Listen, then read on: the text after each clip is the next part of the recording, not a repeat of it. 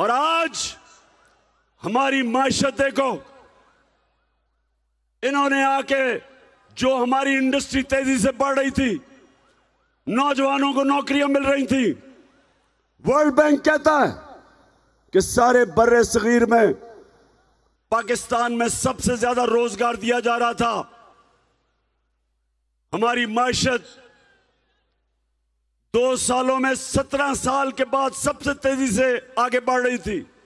Corona के बावजूद हमारे किसानों के पास कभी इतना पैसा ही नहीं आया जो हमारे आखिरी 2 सालों में आया।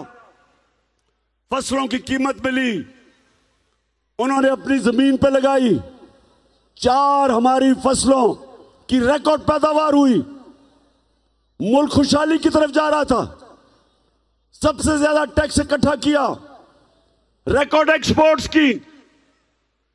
इस मुल्क में बैरून मुल्क पाकिस्तानियों ने सबसे ज्यादा पैसा $31 अरब भेजा।